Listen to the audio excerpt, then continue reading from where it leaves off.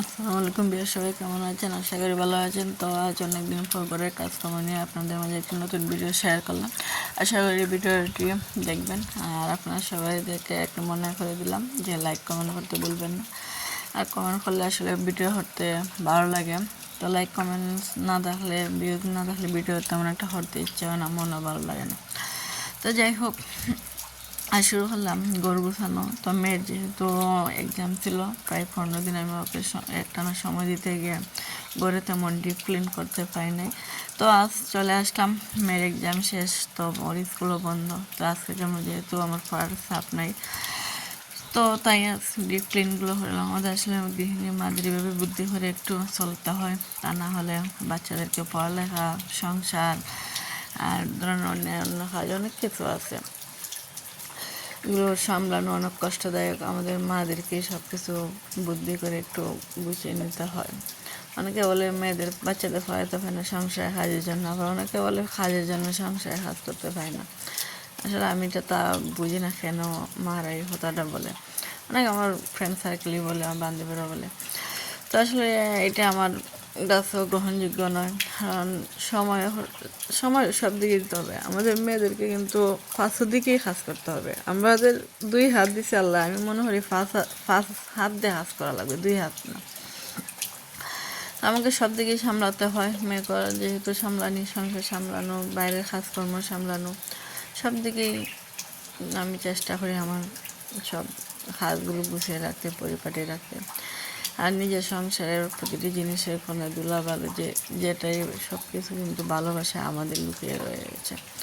সেই ভালোবাসা থেকে হয়তো আজ আমাদের এই ছোট্ট সংসার, এই ছোট্ট ঘুরের ঘর। তো হয়তো আমার দামি ফার্নিচার, দামি আসবাবপত্র নাই, তারপর এই সুখ, ভালোবাসা, আনন্দ এগুলো স্মৃতিময় রয়ে গেছে। দেখেন কত এলোমেলো হয়ে রয়েছে রুমগুলো। তো ভাবছিলাম এটাকে ধুয়ে দেব, তো তাই বার করলাম। তো আর এদিকে বেডগুলো ধুইব। খাটের নিচে আসলে আমাকে অনেক পেঁয়াজ রসুন রাখতে হয়েছে, কারণ যেহেতু ঈদ সামনে, পেঁয়াজ রসুন আনা হয়েছে। এখন এগুলো ব্লেন্ডার করে ফ্রিজে রাখবো। আর আমার কিচেনটা খুবই ছোটো, যেখানে সব কিছু আমি গুছিয়ে রাখতে পারি না। আর কিচেনে সব কিছু রাখলে আর বসার দাঁড়াইয়ে রান্না করার সুযোগ থাকে না। আর আমি জানি না আমার বাসা ছোটো না আমার জিনিসে বড়, আমার বাসার জিনিস আর জায়গা হয় না। এদিকে মেয়ে ঘুম থেকে উঠে আসছে, তখন বললাম যে যাও তুমি গিয়ে ফ্রেশ হও, আমি এদিকে কাজটা সেরে নাস্তা দিতেছি তোমার। তো যাই হোক, আস্তে আস্তে সব কাজকর্ম গুছিয়ে নিলাম। এইদিকে ফাইনাল লুকটি দেখেন। আসলে একটু সময় লাগছে, তো বুদ্ধি করে আমাদেরকে কাজ করতে হবে। আজকে যেহেতু অনেক সকাল ঘুমতে উঠছি, আর মেয়ের যেহেতু পড়া নাই, তো ভাবলাম আগে এই রুমটাকে একটু ডিপ ক্লিন করে নিই। তো ইচ্ছা হলে আমি আরও রুমগুলো পরিষ্কার করতে পারতাম, কিন্তু করি নাই আমার হাতের সমস্যার কারণে। ভাবলাম যে একটাই করি আস্তে আস্তে, যাতে আমার হাতের প্রবলেম না হয়। কারণ হাতের একটা সমস্যা নিয়ে আজকে আমি 6 মাস ধরে ভুক্তভোগী। তো 3টে ইঞ্জেকশন দেওয়া হয়েছে হাতে, ডাক্তার বলছিল সার্জারি করার জন্য, করি নাই। তো ইঞ্জেকশনের মাধ্যমে চেষ্টা করতে হচ্ছে কমানোর জন্য, আর অনেকগুলো হাই ডোজের ওষুধও খাইতেছি। তো আল্লাহ যেন তো কমাই দেন, তো দোয়া করবেন। এদিকে আসলাম মুরগি হাঁটতে। তো এটা আসলে মুরগি না, এটা মানে মুরগ, অনেক বড় ছিল দেশি মুরগ। দেশি মুরগি কিন্তু অনেক শক্ত থাকে।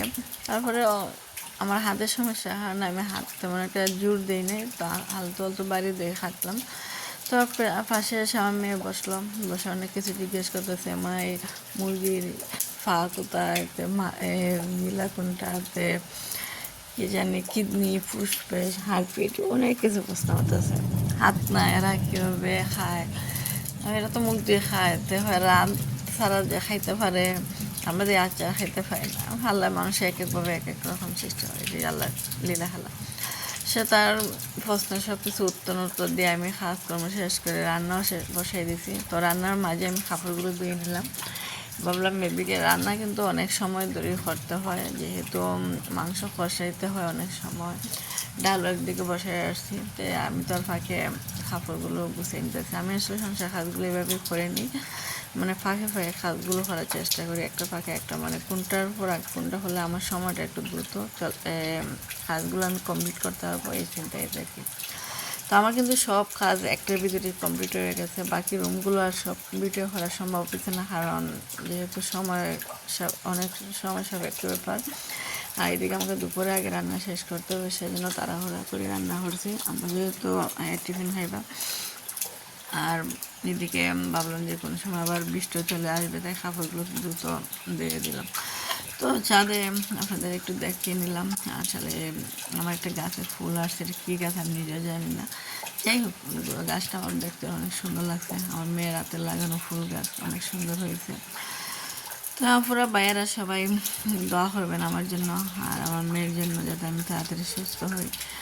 আর এদিকে দেখতে দেখতে ভিডিওটি শেষ পর্যায়ে আসলাম। তো ভালো থাকুন বিয়ার, আসসালামু আলাইকুম।